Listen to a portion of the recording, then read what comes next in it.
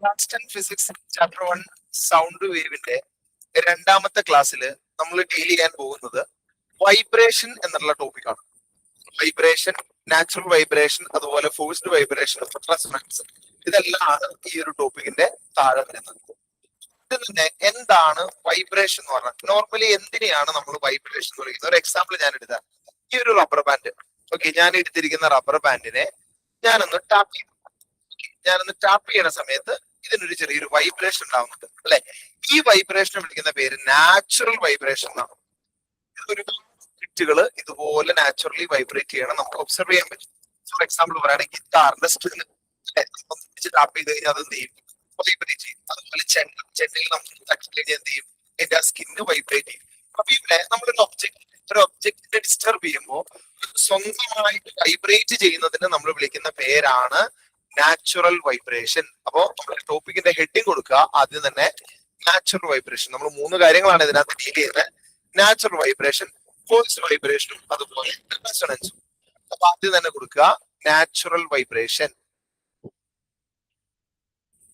Natural vibration എന്നിട്ട് എന്താണ് natural vibration എന്ന് ക്ലിയർ ആയിട്ട് അതിന്റെ താഴെ എഴുതി വെക്കാം. എങ്ങനെ എഴുതി വെക്കാം? നാച്ചുറൽ വൈബ്രേഷൻ എന്ന് പറഞ്ഞാൽ ഒരു ഒബ്ജക്റ്റിനെ ഡിസ്റ്റർബ് ചെയ്യുമ്പോൾ അത് സ്വന്തമായിട്ട് വൈബ്രേറ്റ് ചെയ്യുന്ന. അതെങ്ങനെ നമ്മൾ എഴുതുക? when an object is disturbed. when an object is disturbed, ഒരു ഒബ്ജക്റ്റിനെ നമ്മൾ ഡിസ്റ്റർബ് ചെയ്യുമ്പോൾ it will vibrate its own, അല്ലെ? it will be vibrate on its own. it will be vibrate on its own. ഇതിനെ വിളിക്കുന്ന പേരാണ് natural vibration. Vibrate on its on. അത് വേണമെങ്കിൽ മലയാളം വേണമെങ്കിൽ അവിടെ എഴുതി വെക്കാം, സ്വന്തമായി വൈബ്രേറ്റ് ചെയ്യാം. സ്വന്തമായി വൈബ്രേറ്റ് ചെയ്യാം. Okay, it is known as natural vibration. നിങ്ങൾക്ക് അതിനകത്ത് 2-3 എക്സാമ്പിൾ എഴുതി വെക്കുന്നതാണ്. ഗിത്താറിന്റെ സ്ട്രിങ് വൈബ്രേറ്റ് ചെയ്യുന്നത്, അല്ലെ? ഗിത്താറിന്റെ string, vibration of guitar string ഏത് വേണമെങ്കിലും എഴുതാം. വൈബ്രേഷൻ ഓഫ് സ്ട്രിങ്, അല്ലെ? String of guitar, vibration of string എന്ന് പറഞ്ഞാലും കുഴപ്പമില്ല. ഇനി റബ്ബർ ബാൻഡ് പറയാം, അല്ലെങ്കിൽ ഡ്രമ്മിന്റെ സ്കിൻ, അല്ലെ? വൈബ്രേഷൻ ഓഫ് ഡ്രം സ്കിൻ, ചെണ്ടയുടെ സ്കിന്ന് വൈബ്രേറ്റ് ചെയ്യുന്നത്, ഇതെല്ലാം നാച്ചുറൽ വൈബ്രേഷൻ ആണ്. Vibration of drum skin.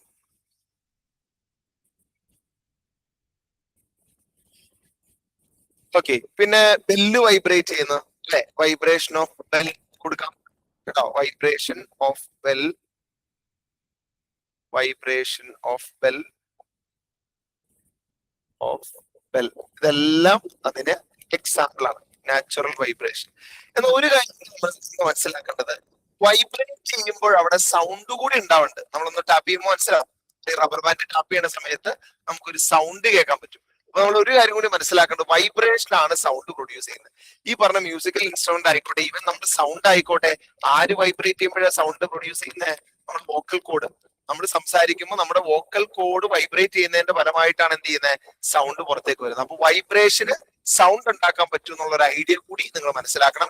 എന്നിട്ടാണ് നമ്മൾ അടുത്ത കോൺസെപ്റ്റില് സൗണ്ടിലേക്ക് വരിക. ഓക്കെ, ഇനി അടുത്ത ഐഡിയ എന്ന് പറയുന്നത്, ഓക്കെ ആണല്ലോ, നാച്ചുറൽ വൈബ്രേഷൻ ക്ലിയർ. അടുത്ത ഐഡിയ എന്ന് പറയുന്നത് നാച്ചുറൽ ഫ്രീക്വൻസി ആണ്. നമ്മൾ നേരത്തെ പഠിച്ച ഫ്രീക്വൻസി ഇതിനകത്തേക്ക് കണക്ട് ചെയ്യാൻ പോവാണ്. Natural frequency. എന്താണ് നാച്ചുറൽ ഫ്രീക്വൻസി? എന്താ ഫ്രീക്വൻസി നമുക്കറിയാലോ. എന്താ? ഒരു സെക്കൻഡിലുള്ള, നമ്മൾ അവിടെ പഠിച്ചത് ഓസിലേഷന്റെ എണ്ണം, ഇവിടെ പറയുമ്പോൾ വേണമെങ്കിൽ വൈബ്രേഷൻ എന്ന് പറയാം കേട്ടോ. ഒരു സെക്കൻഡിലുള്ള വൈബ്രേഷന്റെ എണ്ണത്തിനെ നമ്മൾ വിളിക്കുന്ന പേരാണ് എന്ത്? ഫ്രീക്വൻസി. അപ്പൊ നാച്ചുറലി ഒരു ഒബ്ജക്ട് വൈബ്രേറ്റ് ചെയ്യുമ്പോൾ അവന്റെ വൈബ്രേഷന്റെ കൗണ്ടിന് നമ്മൾ എന്താ വിളിക്കുന്നത്? Natural frequency. ഓക്കെ, അപ്പൊ ഇത് എന്താണെന്ന് ചോദിച്ചാൽ നമ്മൾ നാച്ചുറൽ വൈബ്രേഷൻ എന്താണെന്ന് എഴുതിയിട്ട് ഇങ്ങനെ ചേർത്ത് എഴുതിയാൽ മതി. Frequency during natural vibration is called natural frequency എഴുതാം, അല്ലെങ്കിൽ ഞാൻ എന്നത് മെർജ് ചെയ്ത് തരാം. ഓക്കെ, എങ്ങനെ പറയാം? It is the frequency at which, it is the frequency at which an object vibrate, at which an object vibrate during natural vibration. Vibrate during its natural vibration. അപ്പോൾ ഒരു ബോഡി നാച്ചുറൽ വൈബ്രേഷൻ നടത്തുമ്പോൾ അത് ഏത് ഫ്രീക്വൻസിയിലാണോ vibrate ചെയ്യുന്നത് അതിനെ വിളിക്കുന്ന പേരാണ് എന്ത്? നാച്ചുറൽ വൈബ്രേഷൻ എന്ന് പറയുന്നത്. ഓക്കെ, ഒരു കാര്യം കൂടി നമ്മൾ മനസ്സിലാക്കേണ്ടത്, നാച്ചുറൽ ഫ്രീക്വൻസി എന്താണെന്ന് മനസ്സിലാക്കണം, അതോടൊപ്പം നാച്ചുറൽ വൈബ്രേഷൻ എന്താണെന്ന് മനസ്സിലാക്കണം. കാരണം നാച്ചുറൽ വൈബ്രേഷൻ തിരിഞ്ഞാലാണ് നാച്ചുറൽ ഫ്രീക്വൻസി മനസ്സിലാവുള്ളൂ. ഓക്കെ, അപ്പൊ ഒന്നുകൂടി പറയാം, നാച്ചുറൽ വൈബ്രേഷൻ എന്ന് പറഞ്ഞാൽ നമ്മളൊരു ഒബ്ജക്റ്റിനെ ഡിസ്റ്റർബ് ചെയ്യുമ്പോൾ വൈബ്രേറ്റ് ചെയ്യുന്നത്, സ്വന്തമായി വൈബ്രേറ്റ് ചെയ്യുന്നതിനെയാണ് എന്തെന്ന് പറയുന്നത്, എന്താ? നാച്ചുറൽ വൈബ്രേഷൻ എന്ന് പറയുന്നത്. നമ്മൾ റബ്ബർ ബാൻഡിൽ കണ്ടോല്ലേ, ഈ വൈബ്രേറ്റ് ചെയ്യുന്ന റബ്ബർ ബാൻഡ് ഒരു സെക്കൻഡിൽ എത്ര തവണ വൈബ്രേറ്റ് ചെയ്യുന്നു എന്നുള്ളതാണ് എന്ത്? Natural frequency. ഇത് രണ്ട് തമ്മിലുള്ള എന്താണ് കണക്ഷൻ എന്ന് ഓർത്തിരിക്കണം കേട്ടോ. ഇനി ഒരു കാര്യം കൂടി മനസ്സിലാക്കേണ്ടത്, ഇപ്പൊ ഈ റബ്ബർ ബാൻഡ് വൈബ്രേറ്റ് ചെയ്യണ്ടല്ലോ, നമ്മളിങ്ങനെ ടാപ്പ് ചെയ്യുമ്പോൾ ഇതുപോലെ നമ്മൾ വൈബ്രേറ്റ് ചെയ്യണ്ടോ? നമ്മുടെ ദേഹത്ത് ആരും പിടിക്കും നമ്മൾ റബ്ബർ ബാൻഡ് പോലെ ഇങ്ങനെ വൈബ്രേറ്റ് ചെയ്യണ്ടോ? ഇല്ലല്ലോ. അത് എന്തുകൊണ്ടായിരിക്കും? ഓരോ ഒബ്ജക്റ്റിനും അതിൻ്റെതായ നാച്ചുറൽ ഫ്രീക്വൻസി ഉണ്ട്. ചില ഒബ്ജക്റ്റിന് കൂടുതലായിരിക്കും, ചില ഒബ്ജക്റ്റിന് കുറവായിരിക്കും. അത് നിങ്ങളുടെ ഭാഷയിൽ എഴുതി വെക്കാം കേട്ടോ. Each object has it's on natural frequency. മനസ്സിലാവുന്ന പോലെ എഴുതി വെക്കും. ഓരോ ഒബ്ജക്റ്റിനും അതിന് സ്വന്തമായ നാച്ചുറൽ ഫ്രീക്വൻസി ആവും. അപ്പൊ രണ്ടാമത്തെ പോയിന്റ് ആയിട്ട് എഴുതുക, each object has it's on natural frequency. Each object has it's on natural frequency.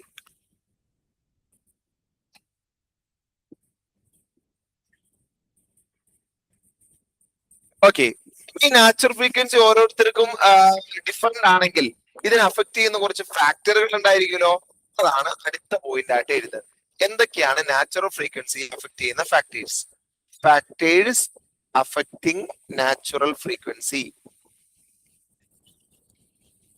Natural ഫ്രീക്വൻസിയെ അഫക്ട് ചെയ്യേണ്ട ഫാക്ടർ എക്സാമിന് ലിസ്റ്റ് ചെയ്യാൻ ചോദിച്ചാൽ എഴുതേണ്ട വരും. ഒന്ന് പഠിച്ചു വെച്ചേക്കാം. ഒന്ന് ലെങ്ത്, ഒരു ഒബ്ജക്റ്റിന്റെ ലെങ്ത്തും സൈസും ഒക്കെ. ലെങ്ത് ആൻഡ് സൈസ്, ഒരു ഒബ്ജക്റ്റിന്റെ ലെങ്ത്തും സൈസും അതിന്റെ വൈബ്രേഷൻ എന്ത് ചെയ്യും? ഡിപ്പെൻഡ് ചെയ്യും, അല്ലെങ്കിൽ ഫ്രീക്വൻസിനെ എന്ത് ചെയ്യും? ഡിപ്പെൻഡ് ചെയ്യും. രണ്ടാമത് അത് ഉണ്ടാക്കിയിട്ടുള്ള മെറ്റീരിയലിന്റെ nature of material. Length already ഫ്രീക്വൻസിനെ ഡിപ്പെൻഡ് ചെയ്യും, നമ്മൾ ഓൾറെഡി കഴിഞ്ഞ ക്ലാസ്സിൽ പഠിച്ചതാണ്. രണ്ടാമത്താണ് നേച്ചർ. ഫോർ എക്സാമ്പിൾ പറഞ്ഞാൽ റബ്ബർ ബാൻഡ് ഉണ്ടാക്കിയ മെറ്റീരിയൽ കൊണ്ടല്ലല്ലോ നമ്മൾ ഉണ്ടാക്കിയേക്കുന്നത്, അല്ലെ? അതുകൊണ്ട് റബ്ബർ ബാൻഡ് പോലെ നമ്മൾ വൈബ്രേറ്റ് ചെയ്യണമെന്നില്ല. അപ്പൊ നേച്ചർ ഓഫ് മെറ്റീരിയൽ ഒരു ഇമ്പോർട്ടന്റ് ഫാക്ടർ ആണ്. അതോടൊപ്പം തന്നെ പറയാവുന്നതാണ് ഇലാസ്റ്റിസിറ്റി. ഒരു ഒബ്ജക്റ്റിന് അതിന്റെ ഒറിജിനൽ സ്റ്റേറ്റിലേക്ക് തിരിച്ചെത്താനുള്ള കഴിവിനെയാണ് ഇലാസ്റ്റിസിറ്റി എന്ന് പറയുന്നത്. ഇതൊക്കെയാണ് എക്സെട്ര. ഇതൊക്കെയാണ് നാച്ചുറൽ ഫ്രീക്വൻസിയെ അഫക്ട് ചെയ്യുന്ന ഫാക്ടർ. ഇനി ഒരു എക്സാമ്പിൾ നമ്മൾ വെച്ചിട്ട് നമുക്ക് എന്താണ് നാച്ചുറൽ ഫ്രീക്വൻസി എന്നുള്ള ഐഡിയ നമുക്കൊന്ന് കോൺക്രീറ്റ് ആക്കണം കേട്ടോ. ഇപ്പൊ ഒരു എക്സാമ്പിൾ പറയുകയാണെങ്കിൽ ഒരു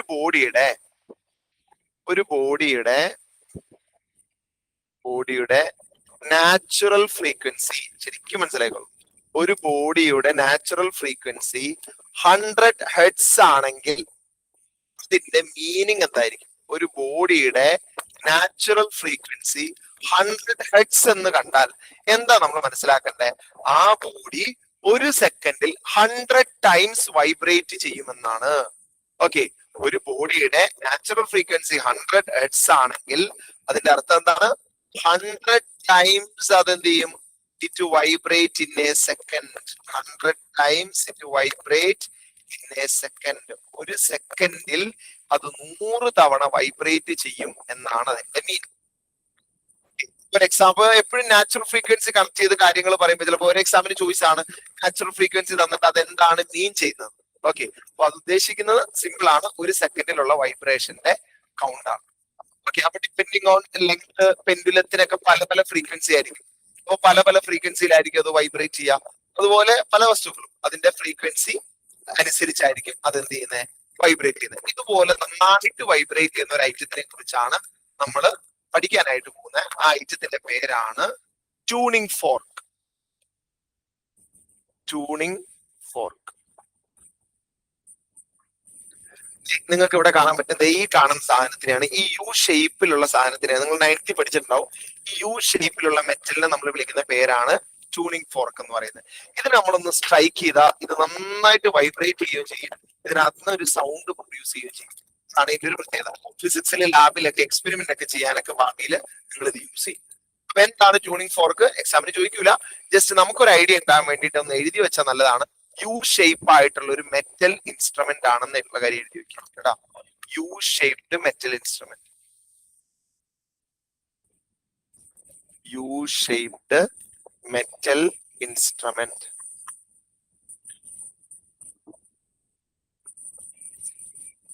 ഓക്കെ, ഈ ട്യൂണിംഗ് ഫോർക്കിനും അതിൻ്റെതായിട്ടുള്ള ഫ്രീക്വൻസി ഉണ്ടാവും, അത് അവിടെ മാർക്ക് ചെയ്തിട്ടുണ്ടാവും. ഇതിപ്പോ കുറച്ച് പഴയതായതുകൊണ്ടാണ്, അല്ലെങ്കിൽ അവിടെ മാർക്കിംഗ് നമുക്ക് കാണാൻ പറ്റും. ട്യൂണിംഗ് ഫോർക്ക് ഇതിപ്പോ ചെറുതായിട്ടൊക്കെ കാണാം. ഇത് 256 ഹെർട്സിന്റെ ട്യൂണിംഗ് ഫോർക്കാണ്. അതായത് എന്താ അതിന്റെ അർത്ഥം? ഇതിനെ ഞാനൊന്ന് സ്ട്രൈക്ക് ചെയ്ത് കഴിഞ്ഞാൽ ഇത് ഒരു സെക്കൻഡിൽ 256 ടൈംസ് വൈബ്രേറ്റ് ചെയ്യുന്നതാണ് അതിന്റെ അർത്ഥം. ഓക്കെ, അപ്പൊ ഇനി ആ ഒരു പോയിന്റ് ആണ് അടുത്തായിട്ട് നിങ്ങൾ നോട്ട് ചെയ്യേണ്ടത്. ട്യൂണിംഗ് ഫോർക്കിനെ നമ്മൾ സ്ട്രൈക്ക് ചെയ്താൽ അതിന്റെ സ്പെസിഫിക് ഫ്രീക്വൻസിയിൽ വൈബ്രേറ്റ് ചെയ്ത് സൗണ്ട് പ്രൊഡ്യൂസ് ചെയ്യും. അത് ഇംഗ്ലീഷിൽ എഴുതിയാൽ മതി, മനസ്സിലാവണോ എഴുതിയാൽ മതി കേട്ടോ. ട്യൂണിംഗ് ഫോർക്ക് സ്ട്രൈക്ക് ചെയ്താൽ അല്ലെങ്കിൽ അതിനെ ഡിസ്റ്റർബ് ചെയ്താൽ അതൊരു സ്പെസിഫിക് ഫ്രീക്വൻസിയിൽ വൈബ്രേറ്റ് ചെയ്ത് സൗണ്ട് പ്രൊഡ്യൂസ് ചെയ്യുന്നു. വൈബ്രേറ്റ് ചെയ്ത് സൗണ്ട് പ്രൊഡ്യൂസ് ചെയ്യും.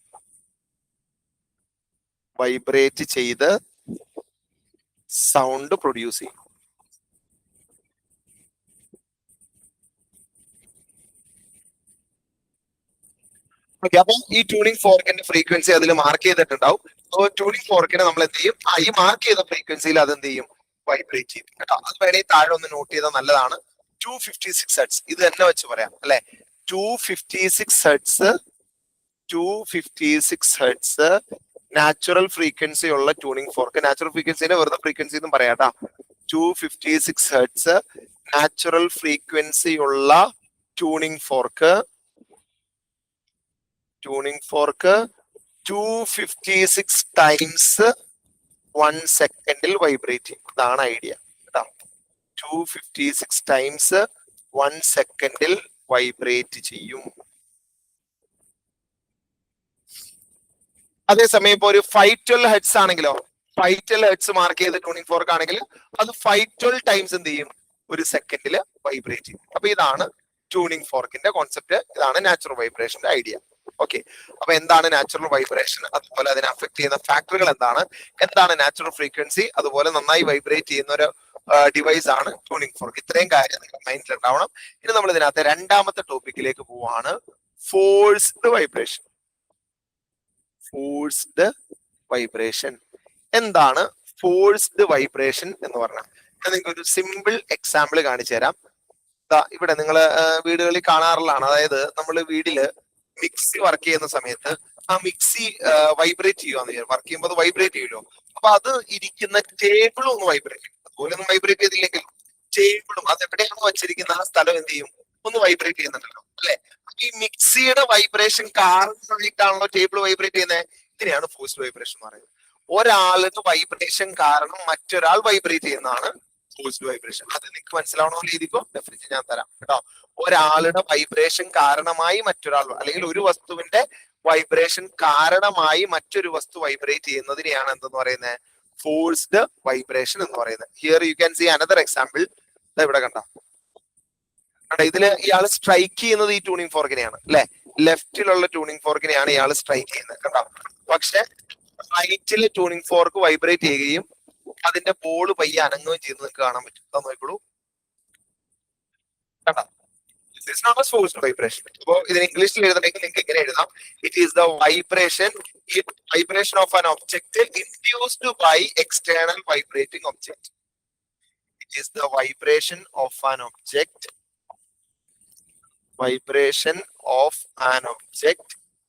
induced by external vibrating object. അതായത് പുറത്തുനിന്നൊരു വൈബ്രേറ്റിംഗ് ഒബ്ജക്റ്റിന്റെ വൈബ്രേഷൻ കാരണമായിട്ട് ഒരു ഒബ്ജക്റ്റ് വൈബ്രേറ്റ് ചെയ്യുന്നതിനെയാണ് എന്തെന്ന് പറയുന്നത്? Forced vibration. Vibration of an object induced by external vibrating object. ഇതൊരു ഡെഫിനിഷൻ ആയിട്ട് എഴുതാനുള്ളൂ. നിങ്ങൾക്ക് മനസ്സിലാൻ വേണ്ടിയിട്ട് നല്ല ക്ലിയർ ആയിട്ട് അവിടെ എഴുതി വെച്ചേക്കണം. എന്താണ്? ഒരു ഒബ്ജക്റ്റിന്റെ വൈബ്രേഷൻ കാരണമായി മറ്റൊരു ഒബ്ജക്റ്റ് വൈബ്രേറ്റ് ചെയ്യാം. ഒരു ഒബ്ജക്റ്റിന്റെ വൈബ്രേഷൻ കാരണമായി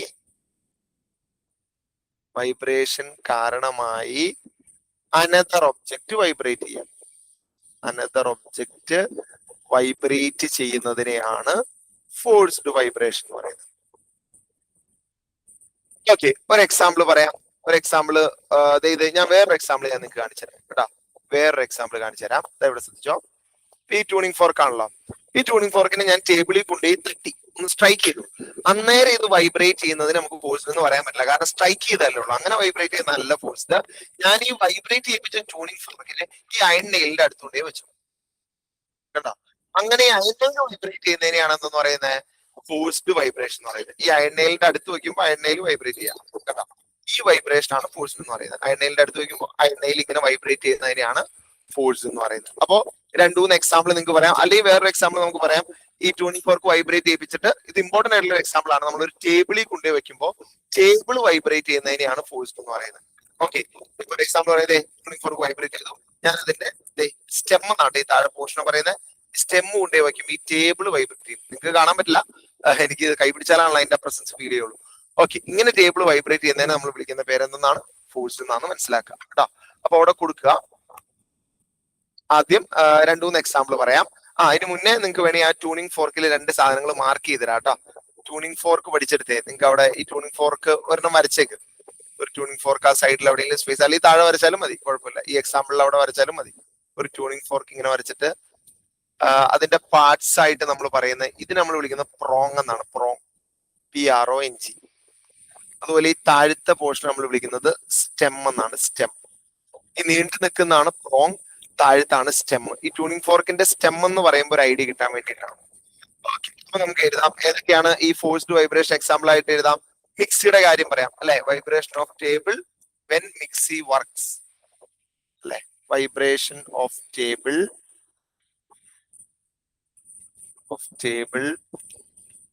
when mixie kept on it works.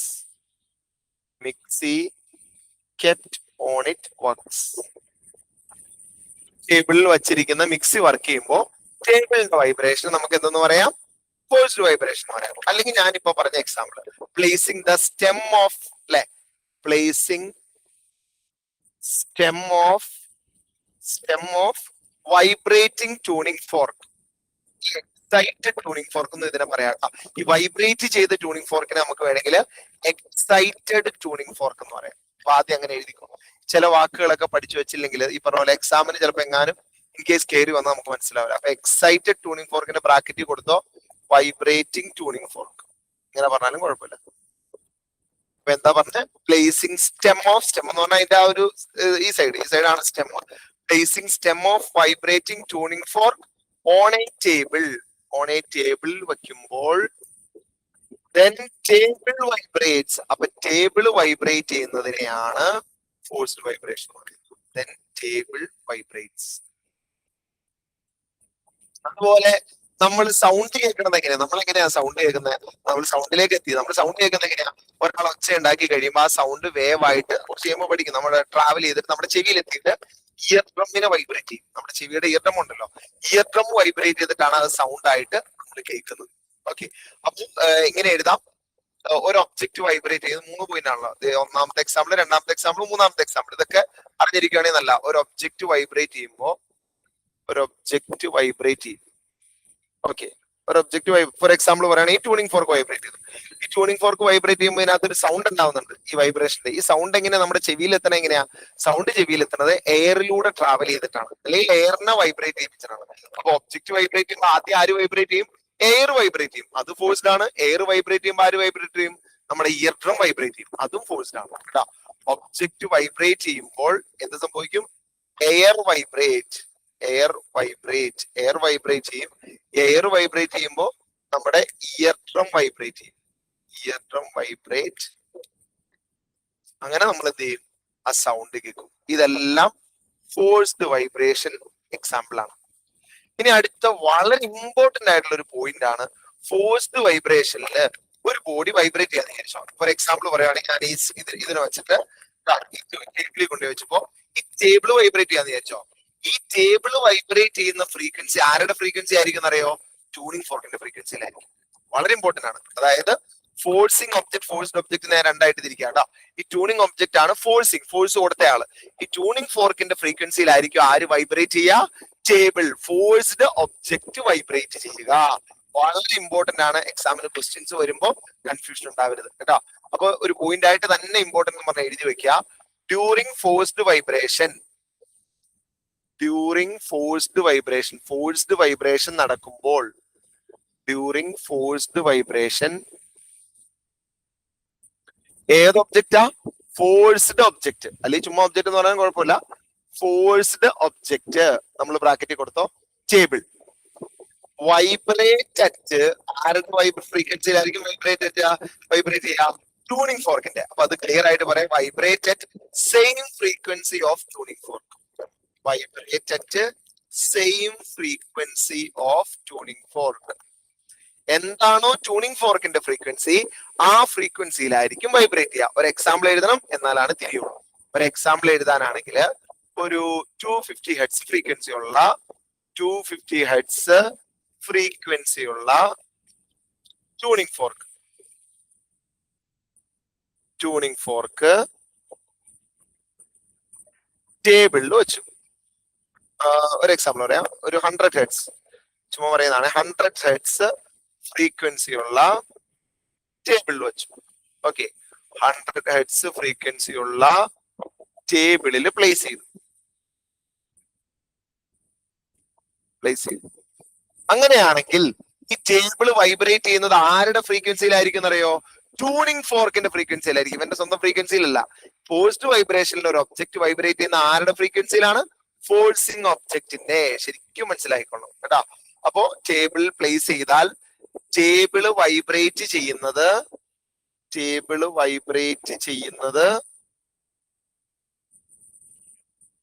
Tuning ഫോർക്കിന്റെ ഫ്രീക്വൻസിയിലായിരിക്കും.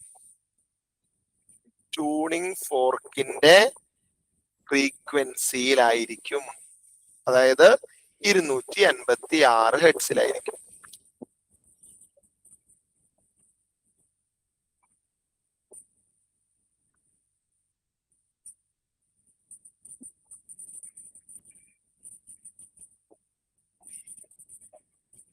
Okay, നമുക്ക് ഇനി ഒരു ക്വസ്റ്റ്യൻ ചെയ്ത് നോക്കാം. ടെക്സ്റ്റിലുള്ള ഒരു ക്വസ്റ്റ്യൻ ആണ്, ഒരു എക്സ്പെരിമെന്റ് വെച്ചിട്ടുള്ള ഒരു ക്വസ്റ്റ്യൻ ആണ്. ഇതാണ് ക്വസ്റ്റ്യൻ. നമ്മുടെ മെറ്റീരിയലില് എക്സ്പെരിമെന്റ് 2 എന്ന് എഴുതിയിട്ടുണ്ട്. ഈ ഒരു ക്വസ്റ്റ്യനിൽ അവർ ചോദിച്ചേക്കുന്ന 2 ക്വസ്റ്റ്യൻ ആണ്. ഒന്ന്, ഇത് ക്വസ്റ്റ്യൻ വിത്ത് ആൻസർ ആണ് ഞാൻ പ്രസന്റ് ചെയ്യുന്നത് കേട്ടോ. ഒന്നാമത്തെ ക്വസ്റ്റ്യൻ ഇതാണ്. നമ്മള് ഈ ട്യൂണിംഗ് ഫോർക്കിന്റെ സ്റ്റെം ഒരു ടേബിളിൽ പ്ലേസ് ചെയ്യുമ്പോൾ എന്ത് ചേഞ്ച് ആണ് സൗണ്ടിന് ഉണ്ടാവുക? ഓക്കെ, ഉറപ്പായിട്ടും ഒരു സൗണ്ട് ഇൻക്രീസ് ചെയ്യും അല്ലെ? കാരണം എന്താ? ട്യൂണിംഗ് ഫോർക്ക് വൈബ്രേറ്റ് ചെയ്യുന്നതിന്റെ കൂടെ ടേബിളും വൈബ്രേറ്റ് ചെയ്യും. അതാണ് രണ്ടാമത്തെ ക്വസ്റ്റ്യൻ. എന്തുകൊണ്ടാണ് സൗണ്ട് ലൗഡ് ആയിട്ട് കേൾക്കാനുള്ള കാരണം? അപ്പൊ ട്യൂണിംഗ് ഫോർക്ക് മാത്രമാണ് വൈബ്രേറ്റ് ചെയ്യേണ്ടായിട്ടുള്ളൂ അല്ലെ? നമ്മൾ ഈ ടേബിളിൽ കൊണ്ടുപോയി വയ്ക്കുമ്പോൾ ആരും വൈബ്രേറ്റ് ചെയ്യാണ്? ടേബിളും വൈബ്രേറ്റ് ചെയ്യാണ്. അപ്പൊ കേൾക്കുന്ന സൗണ്ട് എന്ത് ചെയ്യും? കുറെ കൂടി ലൗഡ് ആയിട്ടായിരിക്കും നമ്മൾ കേൾക്കുക. ഇതാണ് ക്വസ്റ്റ്യൻ വെച്ചിരിക്കുന്നത്. ഇനി നമ്മൾ ഇതിന്റെ അടുത്ത ടോപ്പിക്, നമ്മൾ ഇന്നത്തെ ലാസ്റ്റ് ടോപ്പിക്കിലേക്ക് പോവാണ്. റെസൊണൻസ്.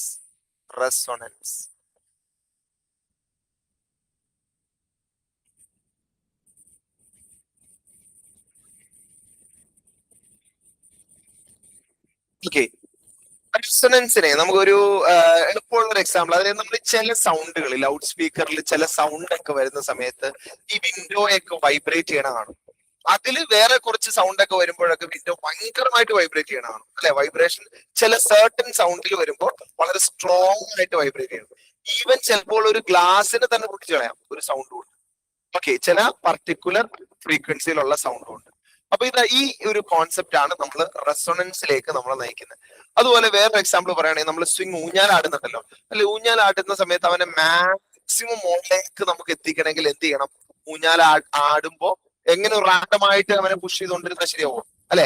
റാൻഡമായിട്ട് അവനെ തള്ളിക്കൊണ്ടിരുന്ന് കഴിഞ്ഞാൽ അവനങ്ങ് നീളത്തിൽ പോകില്ല. അപ്പൊ എന്ത് ചെയ്യേണ്ട വരും? നമ്മൾ ആ ഊഞ്ഞാലിന്റെ മോഷൻ അനുസരിച്ച് ആ ഒരു ഋതത്തിൽ അല്ലെ, ആ ഒരു പാറ്റേണിൽ നമ്മൾ അവനെ ഒന്ന് പുഷ് ചെയ്ത് കഴിഞ്ഞാലാണ് അവൻ എന്ത് ചെയ്യുള്ളൂ? മാക്സിമം ഹൈറ്റിലേക്ക് ആവും. ഈ ഒരു കോൺസെപ്റ്റ് ഒക്കെ നമ്മൾ റെസൊണൻസിലേക്ക് എത്തിക്കുന്നതാണ് കേട്ടോ. എന്താണ് റെസൊണൻസ് എന്ന് ആദ്യം പറയാം. റെസൊണൻസിന് ഒരൊറ്റ കണ്ടീഷനുള്ളത്. എന്താ കണ്ടീഷൻ അറിയോ? ഈ 2 ഒബ്ജക്റ്റ് ഇല്ലേ, ഫോഴ്സ്ഡ് വൈബ്രേഷനിൽ 2 ഒബ്ജക്റ്റ് നമ്മൾ പഠിച്ചില്ല. ആരൊക്കെയാ? ഫോഴ്സിംഗ് ഒബ്ജക്റ്റും ഫോഴ്സ്ഡ് ഒബ്ജക്റ്റും. ഫോഴ്സിംഗ് ഒബ്ജക്റ്റ് ആണ് ഫോഴ്സ് കൊടുക്കുന്ന object, tuning fork. Forced object ആരാ? ടേബിള്. ഇവരുടെ 2 പേരുടെയും നാച്ചുറൽ ഫ്രീക്വൻസി ഒരേപോലെയാന്ന് വിചാരിച്ചോ. ഇവനും 256 ഹെർട്സ് ആണ് നാച്ചുറൽ ഫ്രീക്വൻസി, ഇവനും 256 ഹെർട്സ് ആണ് നാച്ചുറൽ ഫ്രീക്വൻസി. അങ്ങനെയാണെങ്കിൽ ആ സിറ്റുവേഷനിലാണ് എന്തുണ്ടാവുക? റെസൊണൻസ് ഉണ്ടാവുക. റെസൊണൻസ് നടക്കുമ്പോൾ എന്താണ് അതിന്റെ ആഫ്റ്റർ എഫക്ട് എന്നറിയോ? ഈ വൈബ്രേറ്റ് ചെയ്യുന്നത് മാക്സിമം ആംപ്ലിറ്റ്യൂഡിലായിരിക്കും വൈബ്രേറ്റ് ചെയ്യുക.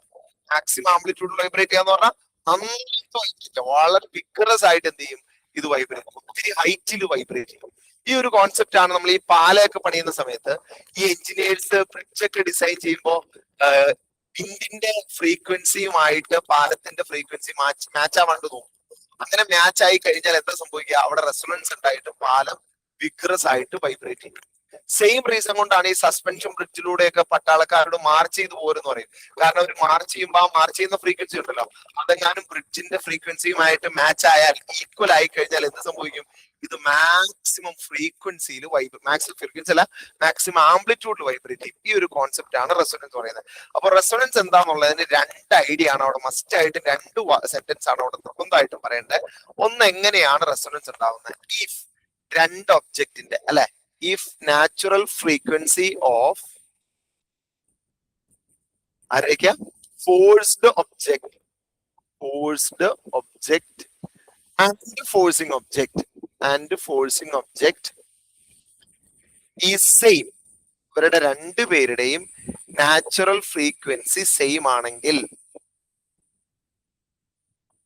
Resonance will occur. അന്നേരം എന്ത് സംഭവിക്കും? റെസൊണൻസ് നടക്കും. Resonance will occur.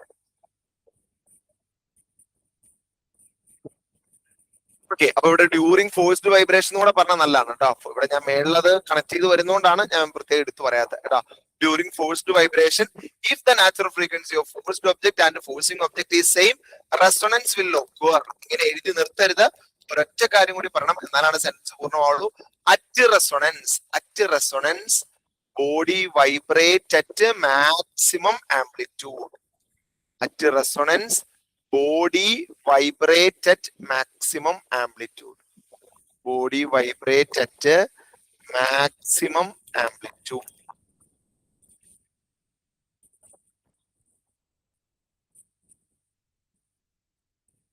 ആംപ്ലിറ്റ്യൂഡ്. അപ്പൊ ഏറ്റവും സിമ്പിൾ ഐഡിയ എന്താ? നാച്ചുറൽ ഫ്രീക്വൻസി അല്ലെ, ആരുടെയൊക്കെ? ഫോഴ്സിംഗ് ഒബ്ജക്റ്റിന്റെയും ഫോഴ്സ്ഡ് ഒബ്ജക്റ്റിന്റെയും നാച്ചുറൽ ഫ്രീക്വൻസി സെയിം ആയി കഴിഞ്ഞാൽ അതിനെയാണ് റെസൊണൻസ്. റെസൊണൻസിൽ ബോഡി വൈബ്രേറ്റ് ചെയ്യുന്നത് എങ്ങനെയായിരിക്കും? മാക്സിമം ആംപ്ലിറ്റ്യൂഡിലായിരിക്കും, ഭയങ്കര വൈബ്രേഷൻ ആയിരിക്കും സംഭവിക്കുക. ഓക്കെ, ഇതാണ് കോൺസെപ്റ്റ്. ശരിക്കും മനസ്സിലാക്കി വെച്ചോളണം കേട്ടോ, എന്താണ് റെസൊണൻസ് എന്നുള്ളത്. ഓക്കെ, അങ്ങനെയാണെങ്കിൽ ഒരു എക്സാമ്പിൾ എഴുതിക്കോ നമുക്കിത് തിരിയാൻ വേണ്ടിയിട്ട് കേട്ടോ. കാരണം എക്സാമ്പിൾ എഴുതിയില്ലെങ്കിൽ ചിലപ്പോൾ മനസ്സിലാവില്ല. നമ്മൾ നേരത്തെ വെച്ചത് 250 ഹെർട്സ് ഫ്രീക്വൻസി ഉള്ള ട്യൂണിംഗ് ഫോർക്ക് എടുത്തിട്ട് നേരത്തെ നമ്മൾ 100 ഹെർട്സ് ഫ്രീക്വൻസി ഉള്ള ടേബിളിലല്ലേ വെച്ചേ. ഇനി നമ്മൾ 256 ഹെർട്സ് തന്നെ ഫ്രീക്വൻസി ഉള്ള ടേബിളിൽ പ്ലേസ് ചെയ്താൽ, ഫ്രീക്വൻസി ഉള്ള ടേബിളിൽ നമ്മൾ ഇതിനെ കൊണ്ടുപോയി പ്ലേസ് ചെയ്തു. ടേബിളിൽ പ്ലേസ് ചെയ്താൽ എന്തായിരിക്കും സംഭവിക്കുക? ടേബിള് അല്ലെ, ഒബ്ജക്ട്സ് എന്തിലായിരിക്കും എന്ന് പറഞ്ഞാൽ റെസൊണൻസിലായിരിക്കും. റെസൊണൻസ് നടക്കും. Resonance will occur. റെസൊണൻസ് നടക്കുമ്പോൾ എന്താണ് അതിന്റെ ആഫ്റ്റർ എഫക്ട്? എന്താണ്? Table vibrate at maximum amplitude. Table vibrate at maximum amplitude. Table maximum ആംപ്ലിറ്റ്യൂഡിൽ വൈബ്രേറ്റ് ചെയ്യും. അപ്പൊ നിങ്ങളുടെ മൈൻഡിൽ റെസൊണൻസ് എന്ന വാക്കുമായിട്ട് കണക്ട് ചെയ്ത് പഠിക്കുന്ന ഒന്ന് രണ്ട് കാര്യങ്ങളുണ്ട്. ഒന്ന്, നാച്ചുറൽ ഫ്രീക്വൻസി രണ്ടുപേരുടെ സെയിം ആണ്. രണ്ട്, ആംപ്ലിറ്റ്യൂഡ്, മാക്സിമം ആംപ്ലിറ്റ്യൂഡിലായിരിക്കും വൈബ്രേഷൻ ഉണ്ടാവുക. ഈ ഒരു കോൺസെപ്റ്റ് കിട്ടിയോ എന്ന് അറിയാൻ വേണ്ടിയിട്ട് നമുക്ക് ഒരു എക്സ്പെരിമെന്റും അതിന്റെ താഴെ ഒന്ന് രണ്ട് ക്വസ്റ്റ്യൻ ഉണ്ട്. ആക്ടിവിറ്റി 11 നമുക്കൊന്ന് ചെയ്ത് നോക്കാം.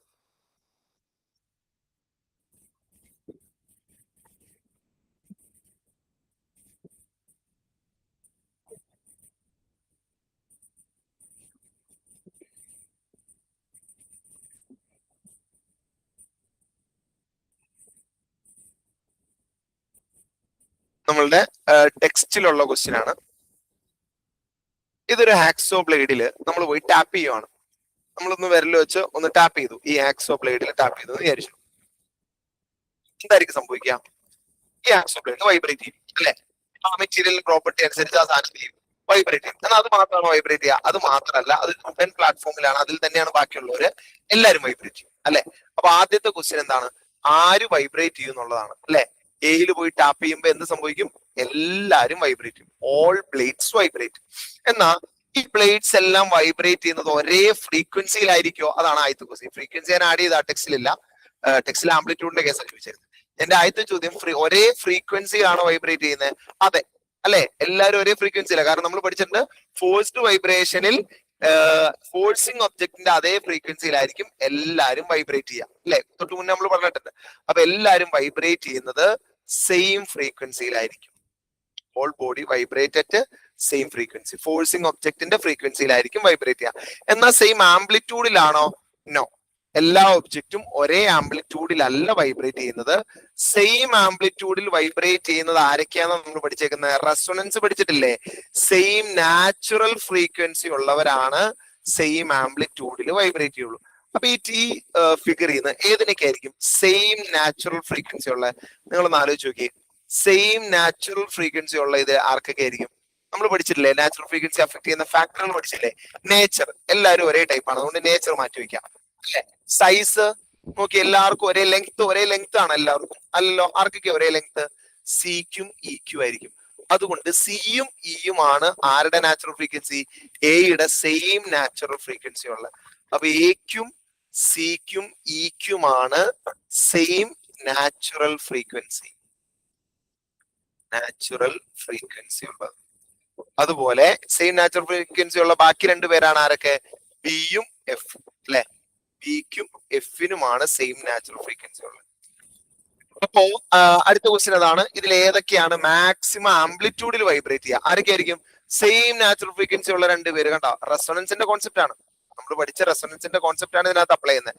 സെയിം നാച്ചുറൽ ഫ്രീക്വൻസി ഉള്ള രണ്ടുപേരായിരിക്കാം സിയും ഇയും. ഇവരായിരിക്കും മാക്സിമം ആംപ്ലിറ്റ്യൂഡിൽ വൈബ്രേറ്റ് ചെയ്യുക. C and E will vibrate at maximum amplitude എന്ന് എഴുതണം. Will vibrate at maximum amplitude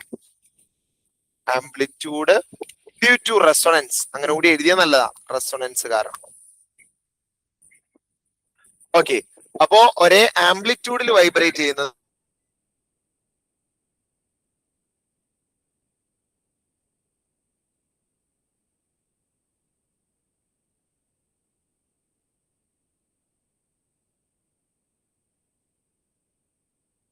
അപ്പൊ ഇതാണ് ക്വസ്റ്റ്യൻ. ഓക്കെ ആണല്ലോ. അപ്പൊ ആദ്യത്തെ ക്വസ്റ്റ്യൻ എന്തായാലും നമ്മൾ ഒബ്സർവ് ചെയ്യുന്നതാണ്. രണ്ടാമത്തെ സെയിം ആംപ്ലിറ്റ്യൂഡിൽ വൈബ്രേറ്റ് ചെയ്യുന്ന ആരൊക്കെയാണെന്നാണ്. അടുത്തത് സെയിം ഫ്രീക്വൻസിയിലാണ് എല്ലാവരും വൈബ്രേറ്റ് ചെയ്യുന്നത്. പക്ഷെ വൈബ്രേറ്റ് ചെയ്യുന്ന ആംപ്ലിറ്റ്യൂഡ് എന്താണ്? ഡിഫറെന്റ് ആണ്. മാക്സിമം ആംപ്ലിറ്റ്യൂഡിൽ വൈബ്രേറ്റ് ചെയ്യുന്ന സെയിം നാച്ചുറൽ ഫ്രീക്വൻസി അവരാണ് റെസൊണൻസിൽ ഉണ്ടാവുക. ഇനി അടുത്തത് ഇതേപോലെ എക്സ്പെരിമെന്റ് വെച്ചിട്ടുള്ള വേറൊരു ക്വസ്റ്റ്യൻ. ഇതും ഈ പറഞ്ഞ പോലെ തന്നെ ഒരു പൈപ്പാണ്. റെസൊണൻസ് കോളം എന്നൊക്കെയാണ് നമ്മൾ ഇതിനെ പറയാം.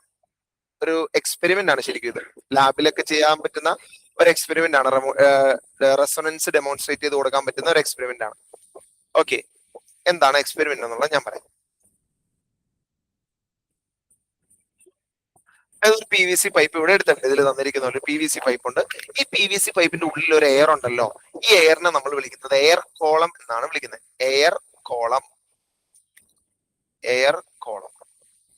ഓക്കെ, അപ്പോ ഈ ട്യൂണിംഗ് ഫോർക്കാണ് ഈ കൈ പിടിച്ച് വെച്ചേക്കുന്നത് അല്ലെ. എന്ത് ചെയ്യുന്നു നോക്കി, ഈ ട്യൂണിംഗ് ഫോർക്കിനെ ഒന്ന് സ്ട്രൈക്ക് ചെയ്യും. നമ്മൾ നേരത്തെ പറഞ്ഞു, ട്യൂണിംഗ് ഫോർക്കിനെ ഒന്ന് സ്ട്രൈക്ക് ചെയ്ത് കഴിഞ്ഞാൽ ട്യൂണിംഗ് ഫോർക്ക് വൈബ്രേറ്റ് ചെയ്യും. എന്നിട്ട് അത് എയർ കോളത്തിലേക്ക് കൊടുന്ന് വെക്കും. അപ്പൊ ആര് വൈബ്രേറ്റ് ചെയ്യും? എയർ കോളം വൈബ്രേറ്റ് ചെയ്യും. ശരിയാണല്ലോ. അപ്പൊ എയർ കോളം വൈബ്രേറ്റ് ചെയ്യും. ട്യൂണിംഗ് ഫോർക്ക് അവിടെ പ്ലേസ് ചെയ്യുന്ന സമയത്ത്, ഇതൊക്കെ നിങ്ങളുടെ ഭാഷയിൽ വേണേ എഴുതുവാണെങ്കിൽ നല്ല കേട്ടോ. ട്യൂണിംഗ് ഫോർക്ക് വേണേ എഴുതിക്കോ. Tuning fork, when tuning fork placed near pipe air column, അതിലെ എയർ കോളം എന്ത് ചെയ്യും? വൈബ്രേറ്റ് ചെയ്യും. Air column vibrates. ഓക്കെ, ഇനി നമ്മുടെ എക്സ്പെരിമെന്റ് ഒന്ന് ബാക്കി ഒന്ന് വായിക്കാം. എന്ത് ചെയ്യണമെന്ന് വെച്ചാൽ ഈ പൈപ്പ് ഒന്ന് മുകളിലേക്ക് റൈസ് ചെയ്യാം. ഈ പൈപ്പ് പയ്യെ മുകളിലേക്ക് റൈസ് ചെയ്യും. അപ്പൊ ഇതാണല്ലോ ഞാൻ ആ മാർക്ക് ചെയ്തിരിക്കുന്നതാണല്ലോ അതിന്റെ ആ എയർ അല്ലെ. ഇത് റൈസ് ചെയ്യുന്ന സമയത്ത് ഈ എയർ കോളം വലുതാവും. അപ്പൊ നമ്മൾ പഠിച്ചിട്ടില്ലേ, ലെങ്ത് മാറുമ്പോ നാച്ചുറൽ ഫ്രീക്വൻസി മാറും എന്ന് പറഞ്ഞിട്ടില്ലേ. അപ്പോ സ്വാഭാവികമായിട്ട് നാച്ചുറൽ ഫ്രീക്വൻസി മാറുന്നതുകൊണ്ട് ഈ എയർ കോളം വൈബ്രേറ്റ് ചെയ്യുന്നതിന്റെ ഫലമായി പുറത്തേക്ക് വരുന്ന സൗണ്ടിലും വ്യത്യാസം ഉണ്ടാവും. ഓക്കെ അല്ലെ. ഫ്രീക്വൻസിയിൽ ചേഞ്ച് വരുമ്പോൾ എന്ത് സംഭവിക്കും? വൈബ്രേഷന്റെ എണ്ണം കുറയും കൂടുന്നതനുസരിച്ച് എന്ത് ചെയ്യും? കേൾക്കുന്ന സൗണ്ടിലും വ്യത്യാസം വരും. അതാണ് അവര് എക്സ്പെരിമെന്റിൽ ക്വസ്റ്റ്യൻ ആയിട്ട് ചോദിച്ചേക്കുന്നത്. ക്വസ്റ്റ്യൻ ഞാൻ കാണിക്കാം, ഇതിന്റെ ആൻസർ ആണ് നമ്മൾ എഴുതേണ്ടത്.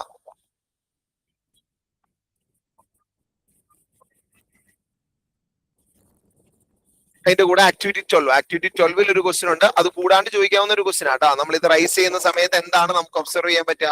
Change in sound. അങ്ങനെ നമ്മൾ റൈസ് ചെയ്ത സമയത്ത് നാച്ചുറൽ ഫ്രീക്വൻസി മാറിക്കൊണ്ടിരിക്കുകയാണല്ലോ, കാരണം ലെങ്ത് വലിപ്പം മാറുവാണല്ലോ എയർ കോളത്തിന്റെ.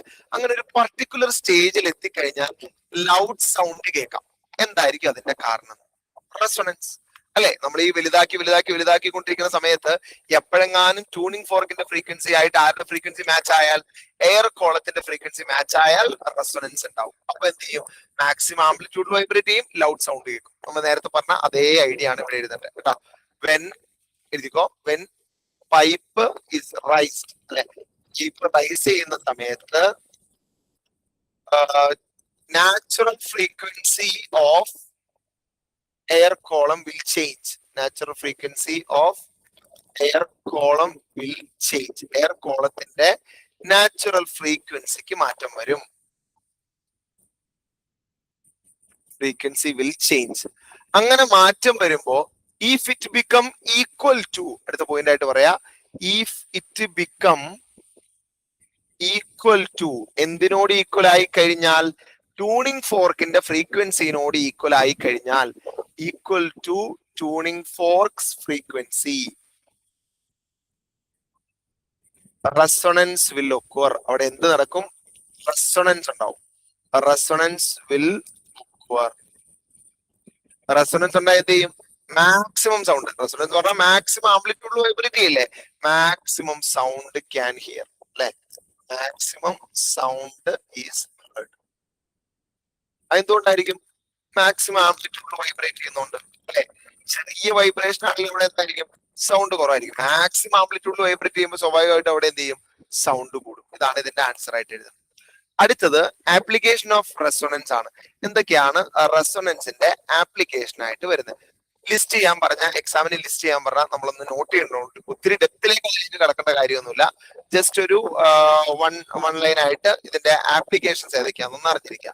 ഫോഴ്സ്ഡ് വൈബ്രേഷനും റെസൊണൻസും വെച്ച് വർക്ക് ചെയ്യുന്ന കുറച്ച് ആപ്ലിക്കേഷൻസ്. ഒന്ന് MRI സ്കാനിങ്, രണ്ട് റേഡിയോ ട്യൂണിങ്. റേഡിയോ ട്യൂണിങ്ങിലൊക്കെ ഇതല്ലേ കോൺസെപ്റ്റ്? നമ്മള് ഈ റേഡിയോ ട്യൂൺ ചെയ്യുന്ന സമയത്ത് നിങ്ങൾക്ക് പരിചയമുണ്ടല്ലോ, അത് ഈ തിരിക്കുമ്പോ എന്താ സംഭവിക്കുന്നത്? നമ്മളൊരു ഫ്രീക്വൻസി ആയിട്ട് മാച്ച് ആവുമ്പോഴാണ് നമുക്ക് എന്ത് ചെയ്യുന്നത്? സൗണ്ട് കേൾക്കുന്നത്. ആ ചാനലിന്റെ ഫ്രീക്വൻസി ഉണ്ടല്ലോ ഓരോ ചാനലിന്.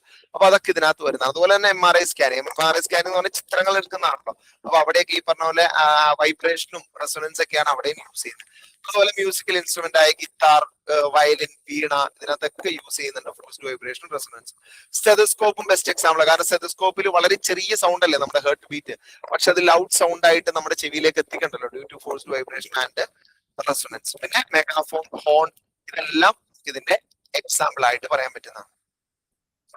ഇനി അടുത്തത് നമ്മൾ പഠിച്ച ഒരു കോൺസെപ്റ്റ് തന്നെയാണ് ആക്ടിവിറ്റി 15 നമുക്ക് ചെയ്യാനുള്ളത്. ഇത് നോട്ട് ചെയ്യുക. എന്നിട്ട് ആക്ടിവിറ്റി 15 കോൺസെപ്റ്റ് എന്താ നോക്കാം. ശ്രദ്ധിച്ചോട്ടാ. ആക്ടിവിറ്റി 15 അവർ പറഞ്ഞിരിക്കുന്നത് ഒരു ട്യൂണിംഗ് ഫോർക്കിന്റെ ഫ്രീക്വൻസി 512 ഹെർട്സ് ആണ്. അതിനെ എക്സൈറ്റ് ചെയ്തിട്ട് അതിന്റെ സ്റ്റെം ഒരു ടേബിളിൽ കൊണ്ടുപോയി വെച്ചു. അങ്ങനെയാണെങ്കിൽ ടേബിള് വൈബ്രേറ്റ് ചെയ്യുക എന്നുള്ളതാണ് അതിന്റെ ഒന്നാമത്തെ ക്വസ്റ്റ്യൻ. രണ്ടാമത്തെ ക്വസ്റ്റ്യൻ, ഈ ഫിനോമിനന്റെ പേരാ. ടേബിൾ വൈബ്രേറ്റ് ചെയ്യോ? തീർച്ചയായിട്ടും വൈബ്രേറ്റ് ചെയ്യും. എന്താ ഈ ഫിനോമിനന്റെ പേര്? റെസൊണൻസ് എന്ന് പറയരുത്, ഫോഴ്സ്ഡ് വൈബ്രേഷൻ എന്നേ പറയാവുള്ളൂ. റെസൊണൻസ് പറയുന്നെങ്കിൽ ഒരേ നാച്ചുറൽ ഫ്രീക്വൻസി എന്നൊരു വാക്ക് അതിനകത്ത് പറയാണ്ട് റെസൊണൻസ് പറയരുത് കേട്ടോ. ഇത് ഫോഴ്സ്ഡ് വൈബ്രേഷൻ ആണ്, റെസൊണൻസ് അല്ല. അതുപോലെ വേറൊരു ക്വസ്റ്റ്യൻ നമ്മൾ നേരത്തെ കണ്ട ഒരു ടൈപ്പ് ഓഫ് ക്വസ്റ്റ്യൻ ആണ്. ഒരു രണ്ട് ട്യൂണിംഗ് ഫോർക്കിന്റെ ഒരു ഫോട്ടോ നമ്മൾ കണ്ടില്ലായിരുന്നു. എന്നിട്ട് ഒരു ബോള് വെച്ചിട്ട് ആ ബോളിലേക്ക് അത് വന്ന് ഇടിക്കുന്നതും അത് അനങ്ങുന്നതും ഞാൻ ഇപ്പൊ കാണിച്ചു തരാം.